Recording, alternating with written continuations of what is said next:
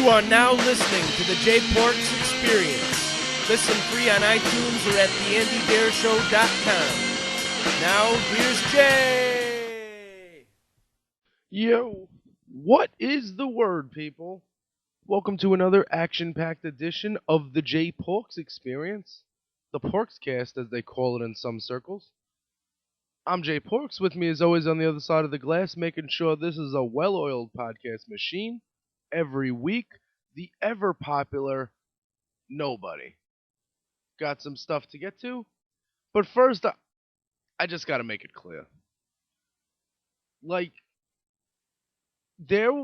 I might not be able to record this podcast because I died. Did anyone see that commercial? How fucking weird was that? I think it's Esurance or something. There's a kid. It's the Esurance. I'm not sure if it's Esurance, but it's an insurance commercial. Might be State Farm. I don't know what company it is. But there's a kid driving go-karts, and he's like, I might not be able to do this. I might not be able to get married because I died. What? I'm laughing about it. It's funny because the kid is alive because he's in the commercial, so you can have fun with it.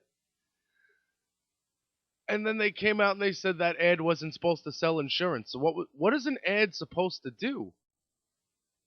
Household accidents is the number one cause of childhood deaths.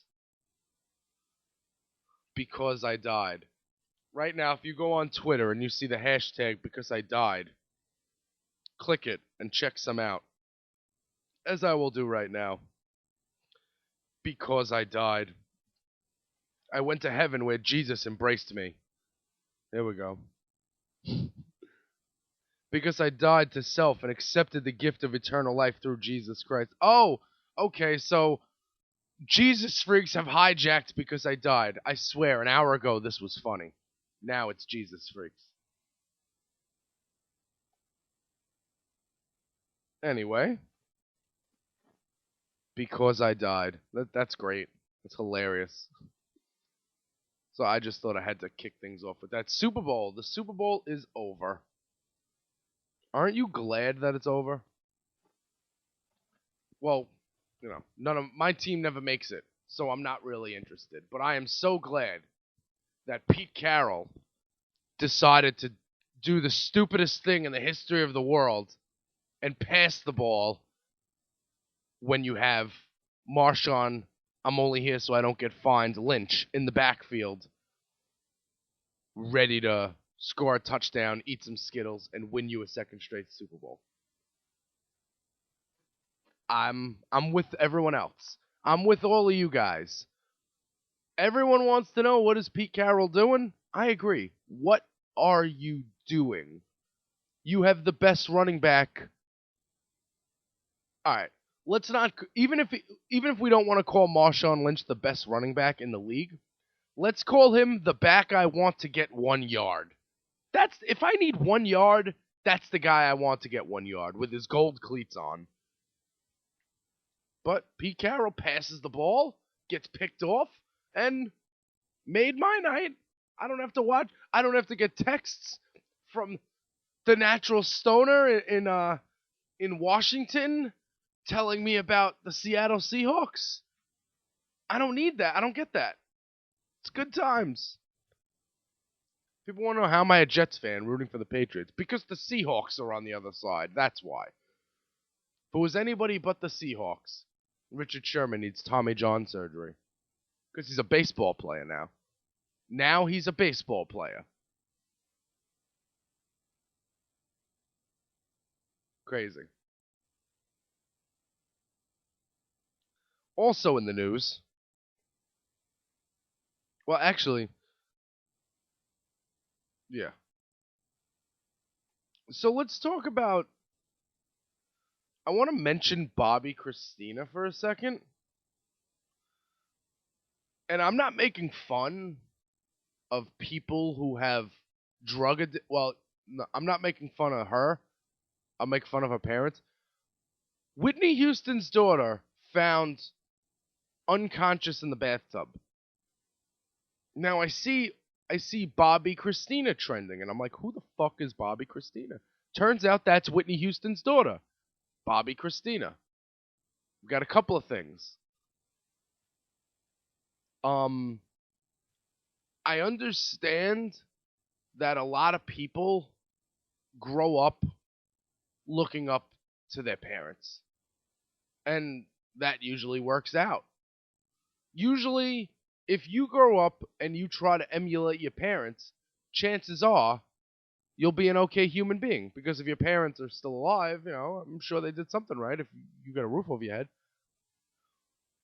Whitney Houston's kid is not a person who I would want to try to be emulating my parents by being found unconscious in a bathtub. Furthermore,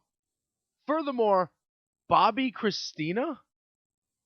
So, first name, the same name as the guy who beats my mom? Middle name, street code for cocaine? My mom's drug of choice? No, it does not make any sense to me. It makes zero kinds of sense to me that you can name your kid. That's like me. I'm bad at analogies, but if I named my kid first name Pot, last name Smoker, like that would be that's what that would be. Are you kidding? I said that to somebody the other day, and they said, no, Whitney Houston smoked crack. Yeah, well, look up how you make crack, and you'll find out why cocaine is a key element there. Bobbi Kristina. Even if that's what they named you, maybe when you if you're old enough to be found unconscious in the bathtub, you're old enough to say, I need another alias besides Bobbi Kristina. What, Angel Dust White Girls wasn't available?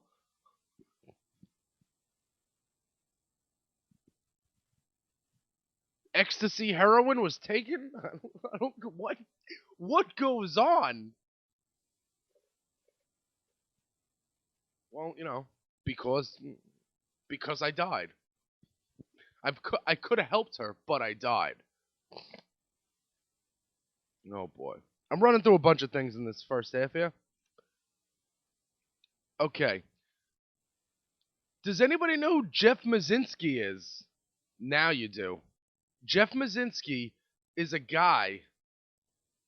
He is 61 years old, and he is serving a life sentence without the possibility of parole in Missouri for being caught with marijuana 3 times. 3 times. I get 3 strikes and you're out. I understand that way of the court system, but I thought that applied to like sticking up a convenience store and raping chicks. I didn't know harmless pot crimes counted as the 3 strikes and you're out. So what do I got? 1 strike left? It's been nearly a month since one of the most infamous prisoners of the drug war, Jeff Mazinski, learned that Missouri Governor Jay Nixon would not grant him a pardon. The 61-year-old is serving a life sentence without the possibility of parole for a streak of bad luck in which he was convicted on 3 separate occasions for possession of marijuana, with Missouri's 3-strike ruling sealing his fate. He now has been incarcerated for over 2 decades. Without a pardon, he is doomed to live out the remainder of his days as a resident of the Jefferson City Correctional Center, a maximum security detention facility that houses some of the most wicked members of uncivil society. If you're gonna keep this guy in jail, does he have to be with killers? He's been in jail for 21 years?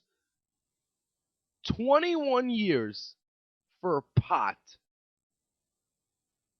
But if he got in his...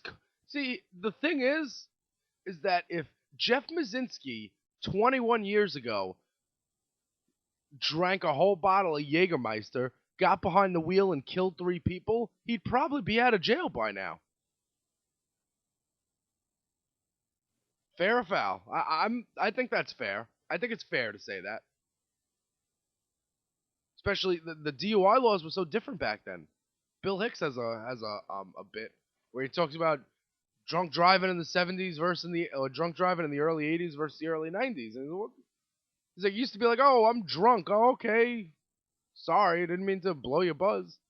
Now it's like you are the murderer. Well, you are the murderer. This guy. Unlike some of the inmates Mazinski has been caged with since 1993, he does not have a rap sheet that includes acts of violence or vile-spirited debauchery. On the contrary, he was simply found guilty of having an affinity for the plant that the United States decided decades ago should be considered an illegal substance. And while common sense should dictate that this man, or any other for that matter, not be buried underneath a prison for holding an admiration for a flower, this is exactly the deranged logic that has led Mazinski to this point, and sadly dwindled away at his hope of ever seeing the outside world again. This guy is now under the impression that he's going to die in prison. This guy makes 71 cents an hour working in jail, and he donated $10 to, I want to get the Show Me Cannabis campaign. Oh, I get it, for the Show Me state. An organization fighting to legalize marijuana in Missouri is in the midst of collecting signatures for their initiative in hopes of securing a spot on the 2016 ballot. The coalition attempted to pass a similar measure in 2012, but failed to secure enough signatures to earn a vote. This has Mazinski convinced that while the majority of the population may support putting an end to prohibition, only a select few are allowing their voices to be heard. Does every person expect someone else to get it done for them? As I can tell you, it doesn't work that way. I'll put the link in the notes. So Jeff Mazinski, see, a lot of the reason why this guy is, like, if some TV talking head would take this on television and make a big deal out of this, somebody would get this guy out of jail. There is no reason that anybody should be in jail ever for smoking a plant, for having a plant. This guy, they couldn't do the Johnny football thing? Couldn't be Johnny rehab? Just go to rehab. Say I'm on drugs. Johnny football. Nothing but a quitter. Really. I mean, first you're all brash. Well, you're all talk. You're in the club. You're with Josh Gordon. You're drinking. You're having parties. And you check into rehab. Quitter. For what? Alcohol? You know, here's the thing about going to rehab for alcohol. When you get out of rehab, it's not like, oh, because here's the thing about addiction. And I'll tell you a little bit about addiction because I've been through several seminars and I've been to several programs and several meetings. I'll tell you something about addiction. It's not the actual thing that you're addicted to that is the problem. It's people, places, and things. People, places, and things lead to you doing drugs and or alcohol. Is Johnny football? I mean, I know he's in Cleveland, so there's not much people, persons, or things there, but unless he becomes a minister and starts hanging out with, you know, Kurt Warner and people that are God-fearing into Tim Tebow, that's what they should do. If the Cleveland Browns are listening, here's what you got to do. You bring Tim Tebow into camp as Johnny Manziel's coach, like his little life coach. He'll coach him up. He'll keep him on the straight and path. Because I was going to say, I'm sure Tim Tebow bangs a bunch of bitches, but he probably doesn't because he's not married. But I'm sure he has the opportunity to bang tons of broads. Johnny Quitter. You think that's going to help you get the starting quarterback job? Drunk, not drunk, you got to play a little better. You got to play a little better. And, okay. One more thing I want to get to. And here we go. For all of us who are fans of binge-watching television shows, from the Huffington Post, binge-watching Netflix is making you feel lonely and depressed. First of all, can I just say that, could we stop associating binge-watching with Netflix? Like, as if Netflix is the only thing on the internet that... I watch my TV shows. There's a million websites I can go to watch TV shows. Not one of them is Netflix. I can't afford Netflix. Settling in on the couch with a bottle of wine and an entire season of Friends may seem like a perfectly enjoyable way to spend the weekend, but regular binge watching sessions may be a sign of mental health problems. First of all, if you're going to watch an entire season of Friends, I would question your living. I would question what goes on in your brain. I would say, you on any medication? Are you okay? Do you take the small school bus to school in the morning? Like, do you need help? A new study from the University of Texas at Austin found that the more lonely and depressed people are, the more likely they are to binge watch television. The researchers conducted a survey on over 300 millennials, asking how often and how much they watched TV, how often they felt lonely, and examining various measures of depression and self-regulation. Those who lacked self-regulatory skills reported being unable to stop clicking next, even though they knew that there were other things they needed to do, indicating a lack of self-control. The data also showed that feelings of loneliness and depression were directly correlated with binge-watching television. Loneliness, depression, lack of self-control have also been implicated in other types of binge behavior, such as heavy drinking and excessive social media use. You know what? That excessive social media use is going to get people killed. It's a big problem in America, much like guns and racism. Previous research has shown that this to be the case. A 2013 marketing study found that 71% of binge watchers had intended to watch just one or two episodes and then ended up getting sucked in. The research also found that more than half of binge watchers prefer to watch at home alone.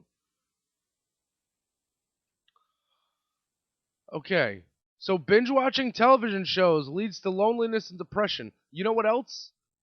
You know what else leads to loneliness and depression? Life. Life leads to that. Life is tough.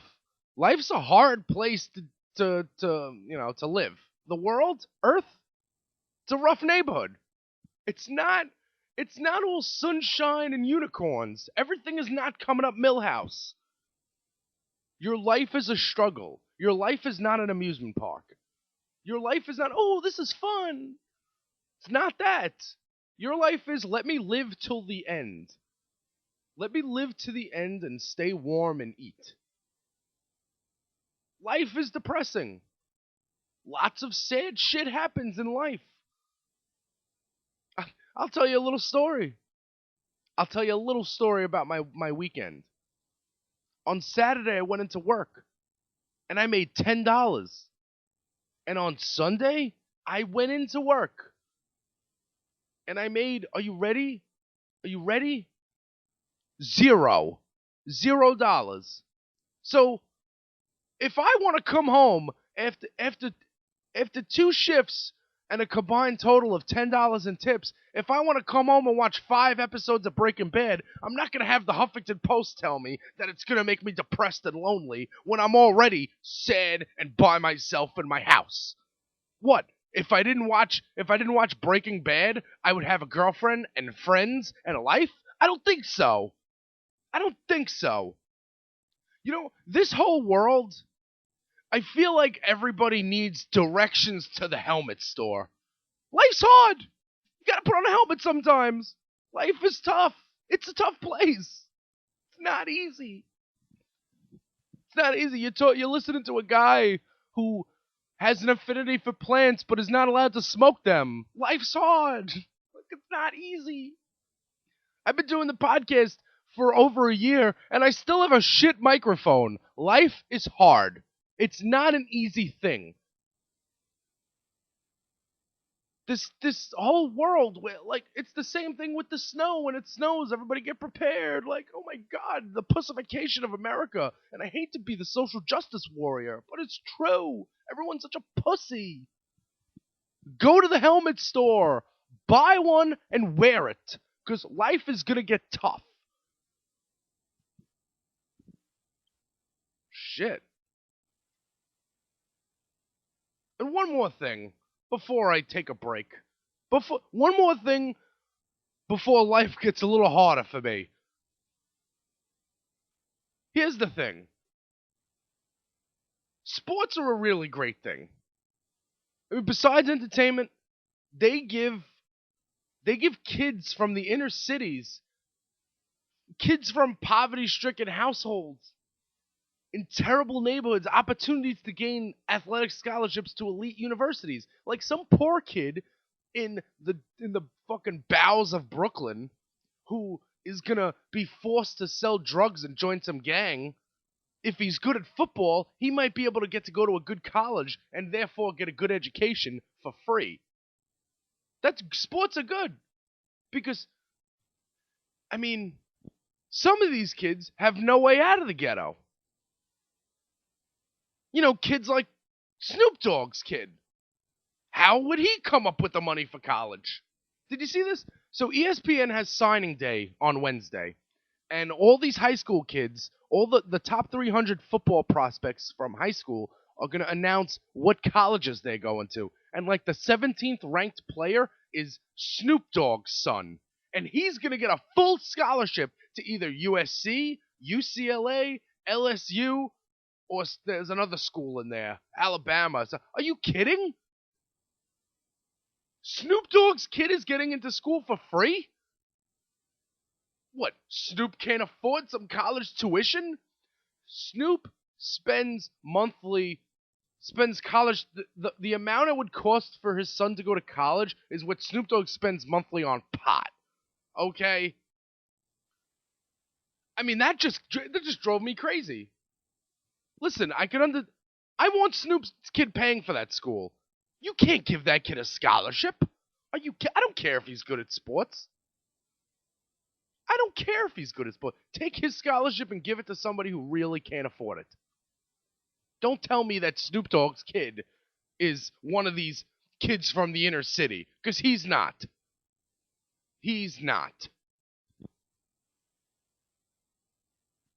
Man. I saw that Calvin Brodius. What? He's getting a scholarship? Listen, I love Snoop Dogg. I really hope he pays for that. And I know, like, having Snoop's kid, he's gonna donate money to to whatever the athletic department. That's great. And that's great. And I'm sure that's gonna work out for some other, troubled youth. But Snoop's kid is not troubled youth. And he shouldn't be going to school for free. That is so crazy to me that could even happen. It's absolutely insane that Snoop's kid can go to school for free.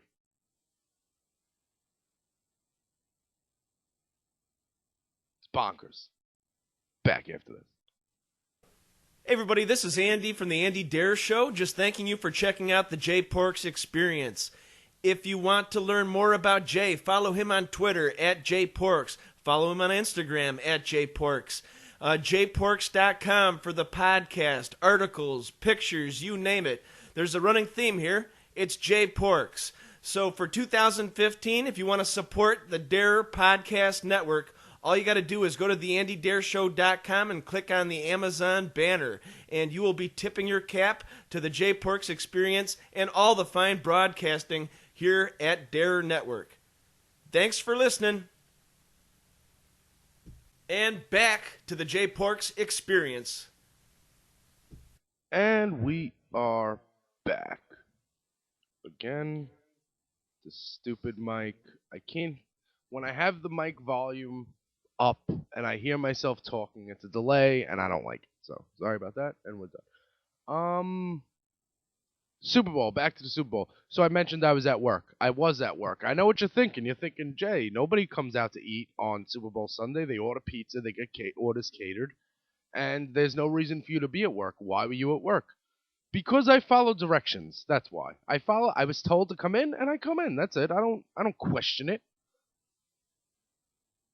Made $0, but I would have made $0 at home. At least I got to hang out with, semi-hot girls for a couple hours.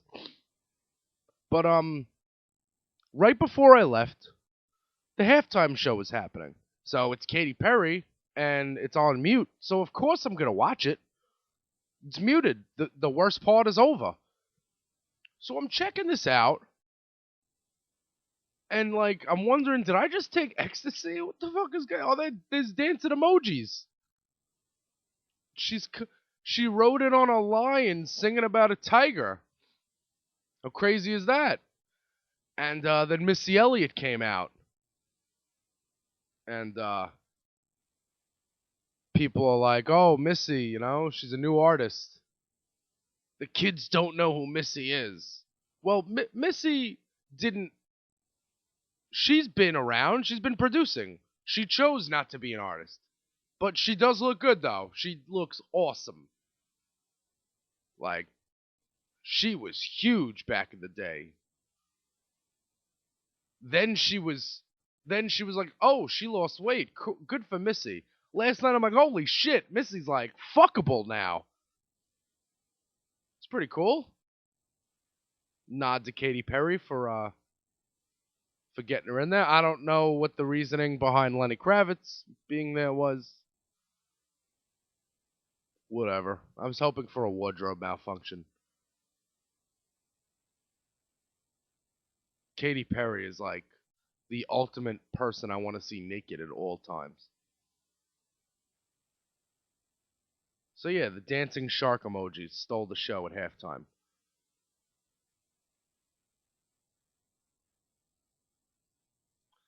And alright, let's get to the headlines. Powered by Annie Quiet.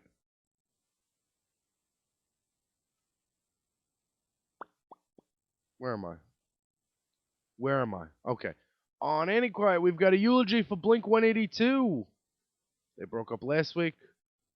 Time to talk about them this week. Also got the 4th annual Sonic Evolution happened with the Seattle Symphony, and it was a Mad Season and Temple of the Dog reunion. Christina Rocks has it for you. Let's check it out. Sonic Evolution, the Seattle Symphony's annual event celebrating Seattle's rich musical history, took place last night at Beneral Hall. Last night being... Okay, it was last week somewhere. I don't have the exact date. The first half of the evening featured a piece influenced by Kurt Cobain titled Ashes, a Pearl Jam-inspired piece Beyond Much Difference, and finally, another piece composed by Mike McCready titled Waking the Horizon. After the intermission was over, the Chris Cornell-fronted Mad Season reunion and bonus surprise Temple of the Dog reunion took place. Cornell, McCready, Barrett Marin, Matt Cameron, Duff McKagan, and the Seattle Symphony began with a trio of Mad Season songs. Then later, Pearl Jam's Jeff Ament and Stone Gossard took the stage for a few Temple of the Dog songs. During the evening, other guests included Kim Verrant from Lazy Susan, Jeff Angel from Duff McKagan's Walking Papers, and Sean Kinney from Alice in Chains, one of the most underrated drummers in the world, by the way. The night ended with an emotional note, the band playing Mad Seasons all alone using a recording of Lane Staley's haunting vocals. And there's plenty of video on YouTube, possibly the whole show, and like I'm a company, I will share that with you on the notes. Also, Morrissey canceled the show in some fucking third world country because this third world country didn't want to go vegan for the night or something. The venue. Good old Morrissey. I really hope Morrissey gets raped by a cheeseburger.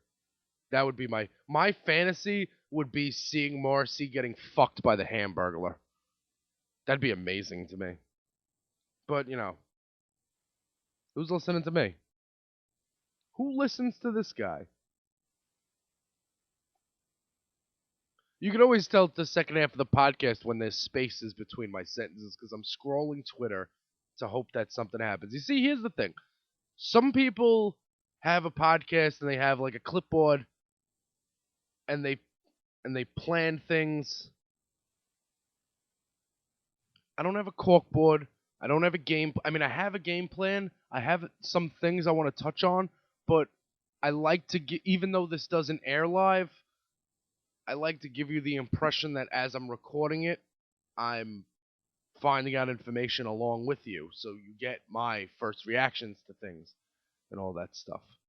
So that's why you'll always hear a little pause and see me checking things out. Local H. Local H has a new album coming out called Hey Killer. It's set to drop April 14th through GMP Records. It was recorded at Steve Albini's Electric Audio Studio in Chicago. The band is ready to set the groundwork for the album's release with a string of February dates beginning in February 5th in Indianapolis. We got a track listing. Scott Lucas says the goal with this record was to trim the fat and just pile on the hooks. All killer, no filler is how the saying goes. Obvious stuff, really. In the end, you're just trying not to suck. It's a simple plan. The record's called Hey Killer, not Hey Filler.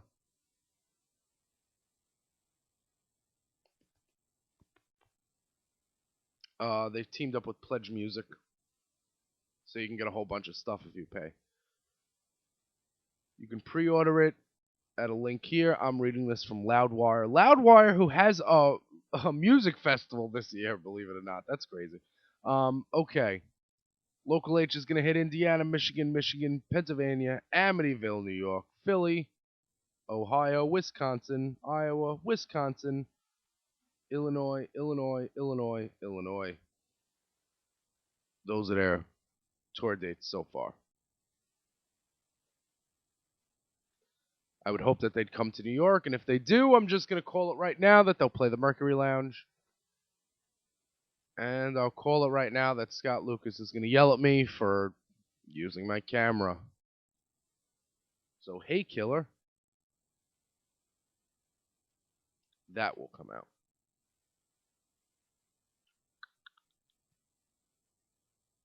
Also new at ConcertConfessions.com, we got Papa Roach and Seether, 2 nights. They were in Milwaukee and Chicago. Our pal Concert Chick was there. She's got them both wrapped up in one nice little review, which is good, because it's 2. Why not put it all in one place?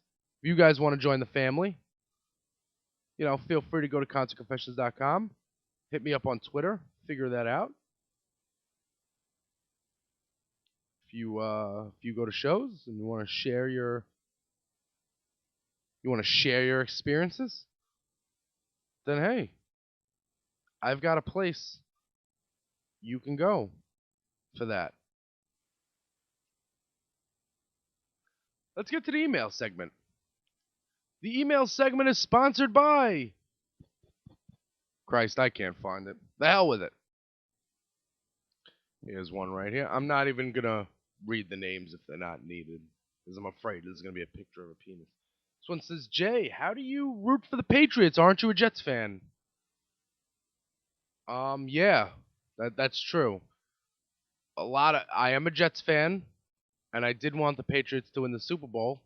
That's only due to the fact that the people I know in Washington are sore winners. Good people, great friends, very hospitable, sore winners.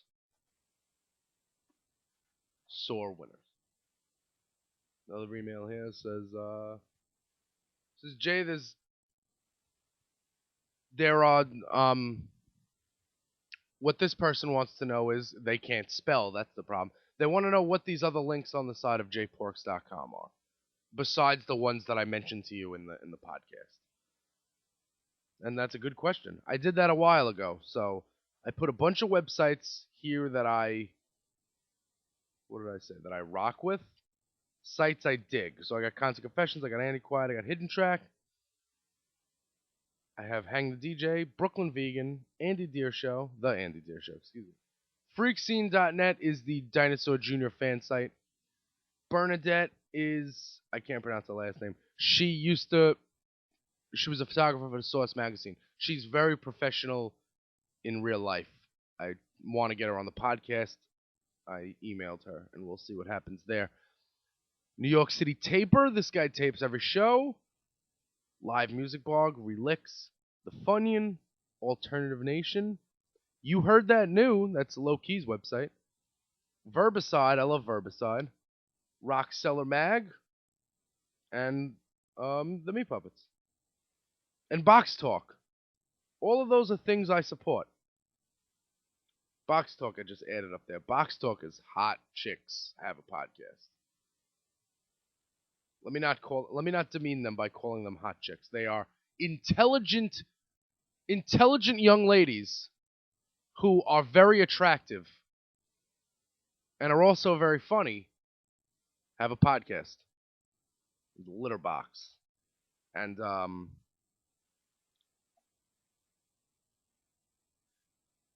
basically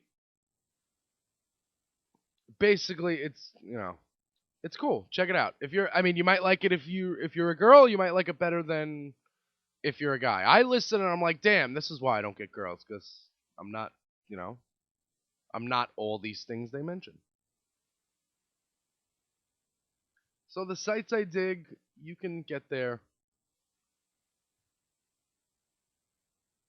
If you got a website and you're my friend, holler at me. I'll throw you in there. I don't care. Here's one that says, "Hey Jay, you complain about Tinder. Have you tried Plenty of Fish?" I'll be honest with you right now.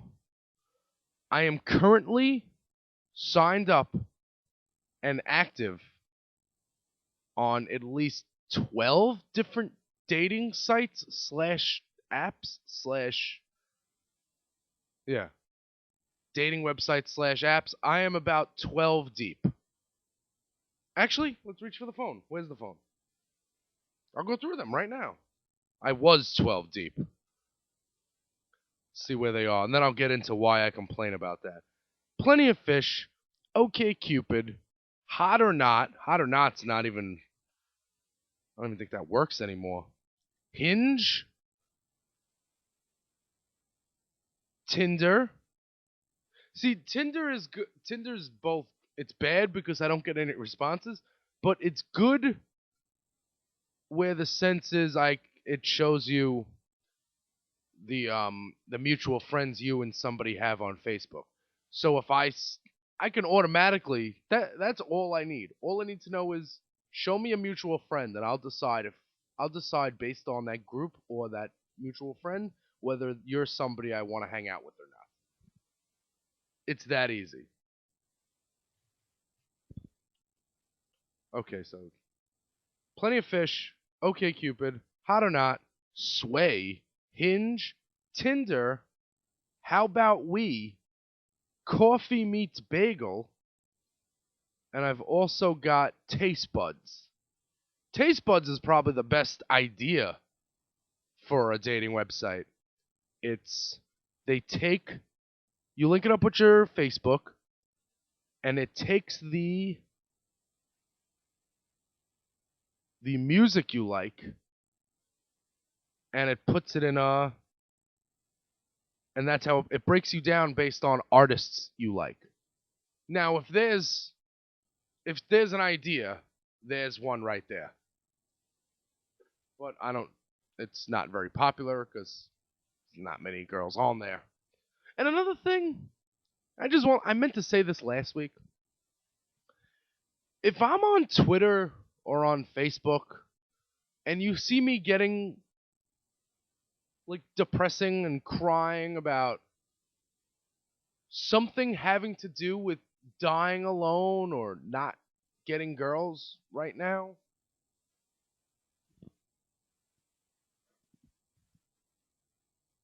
where was I? If I'm ever complaining about girls and not getting them, not getting dates, you know what that means? That means that everything else in my life isn't falling apart. So that's the best.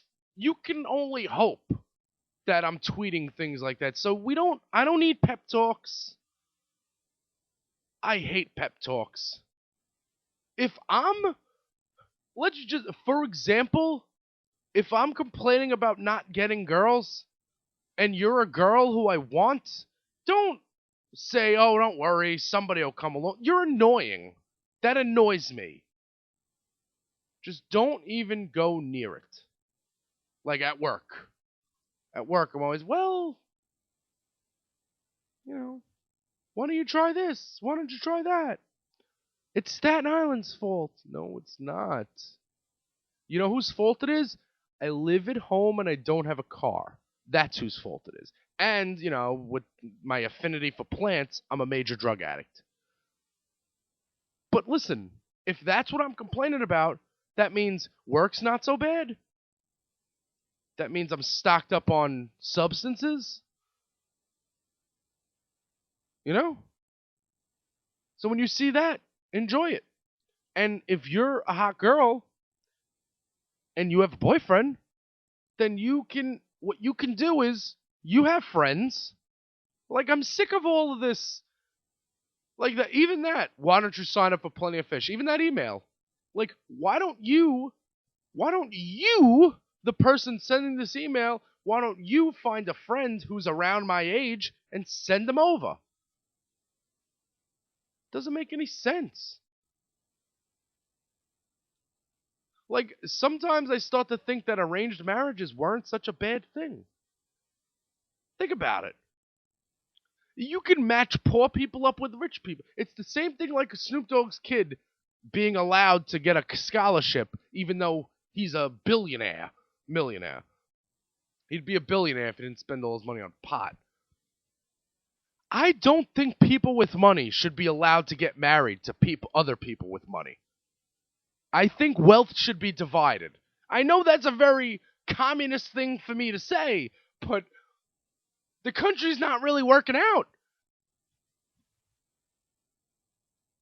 It's very socialist for me to say something like that, but I feel that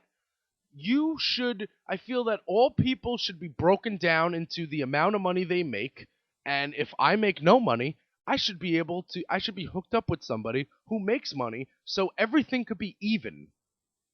So it can even out the world. The rich get richer and the poor get poorer. Not if we set up brackets. I don't get it. But I'm crazy. So all girls in your 20s, I'm not saying date me. That would be great. I'm a psychopath. I would not recommend me. But I do recommend you maybe have a friend you don't like so much who you want to see suffer. Send her this way. You send any single girl, you send them into Primo Pizza on a day I'm working, I promise you, they're not leaving with their pants on. Promise you that. Do you know who you're dealing with here? Man.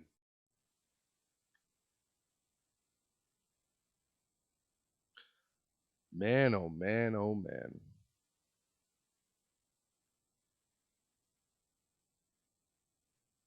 It's always like so easy. Nobody ever just sets it up for me. I always gotta do things myself. Like, not for nothing, on Sunday we did nothing at work because it was so dead. And I was reading profiles on Plenty of Fish to the girl who I work with, the girl Ruby, and I was making fun of them. Like, I'd read 2 sentences in and I'd say, oh, well, she's out, family oriented, bye. Children, bye, all that stuff. So I'm making fun of them, and I see this one profile. It says personality, rock star, religion, Jewish, interest, marijuana. So I'm all in. I sent this most awesome fucking opening message because girls don't want to hear hey. Don't send me a 1-word message. Okay. Send me a 1-page message. Send a whole paragraph over there. No response. Like, I get it if you're not attracted to me, but when I put a lot of work into a message, you can at least say haha. And I know I've mentioned this before, but the whole dating website thing is gross. Like, when I click on a white girl's profile and it says I don't date people outside my race, even though I'm a white person, that bothers me. That offends me as a person. I don't date people outside my race. That doesn't make me racist. Yes it does. Yes it does. Wanna know why it makes you racist? Because you looked at that person and you didn't see a person. You saw skin color. That's called racism. That's what it's called. Let's not muddy the issue here. Okay. Anyway. I don't date people outside my race. Yeah, because you're an asshole.